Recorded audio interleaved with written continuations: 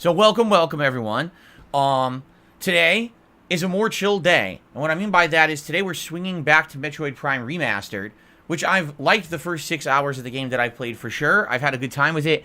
This version of the game is much better than the Wii Trilogy version that I played many years ago. That was on the Wii U, and it was very reliant on motion controls, and the graphics were very rough.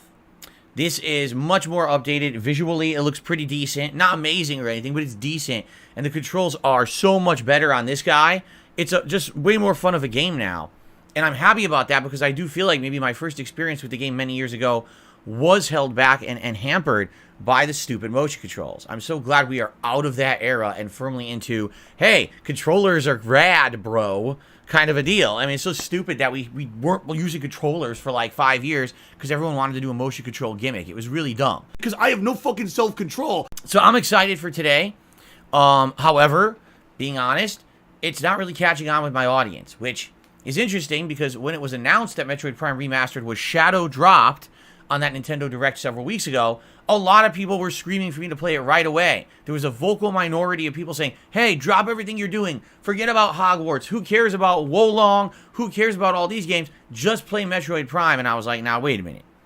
You gotta understand, I'm a variety content creator, and I already got a packed schedule. If I just start dropping games or pushing games to the side, you'll get people who are very upset. You know, these are playthroughs that have tons of hours into them, or have already been promised, and you're going to upset a lot of people. You can't just drop everything in order to play a game like this, especially because it's a game I've already played, right? It's not like it's a highly anticipated game or anything like that. And I said, I'll play it as soon as we get time in the schedule. So let me finish up the projects we're working on, and I'll jump into it.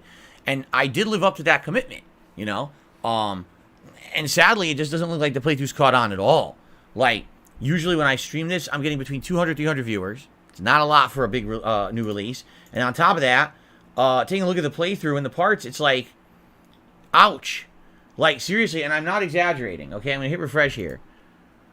The playthrough right now has parts that are from last week, okay? Last week, that don't even have 300 views. So, what that tells me, people don't really care about Metroid Prime Remastered. So, I'm going to chalk this one up to it was a vocal minority of people who wanted it, but sadly, they were very loud, and I didn't really know that. I thought maybe there was a big chunk of people who wanted this, and that's why I bought it, and I'm playing it. Now, here's the good news. For those of you who are here for the playthrough, it's fun and chill. It's a good time. I'm enjoying the game a lot more than the first time around. It's interactive. You guys are engaging, and we're having a good time on the streams. That's the good thing. It's not like we're playing it and everyone's bored and we're falling asleep. No, it's not. That's not the case. We're actually enjoying the game and having a good time. So as long as that continues, I'm okay with that. Now every game's going to be a giant, you know, popular situation. Certainly I was intending this would have been more popular because it is a main daytime stream game. But you never really know. You know, you never really know what's going to happen. What I would say is for those of you who are going to be here for the Metroid Prime playthrough, please, if you can keep that level of engagement up, and yes, if you can support those streams, that would be great. I'm not making anything on this playthrough on demand on YouTube when I'm bringing in like 200 views a video. All right, it's gonna be like 10 cents a video. So they're so annoying. I can't buy. There's no money here. It's like, you know, for me, I hope the streams do all right, or else basically the rest of this playthrough is pretty much wasted time.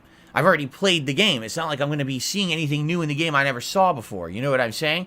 But at this point, I already bought it. I'm going to keep playing it. We're 6 hours in. Now, I forget what people said. Didn't you guys say it was like 15 hours long or something like that? So if that's the case, then after today, we should be more than halfway through the game, right? Which is fine. If I'm going to be balancing this with Resident Evil 4 Remake, that's good. It'll give us, you know, ample opportunity to enjoy the game and balance it and not really worry about, oh no, it's so long, I'll be playing it for a month or anything like that, right?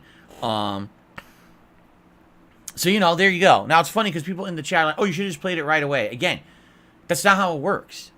They shadow dropped it. It would have been one thing if they had announced Metroid Prime Remastered is coming out, you know, on such and such a date. And I could say, oh, okay, are you guys interested? And if people were interested, I would have worked it into my schedule. They shadow dropped it. I was already in the middle of multiple playthroughs that you guys had wanted to see.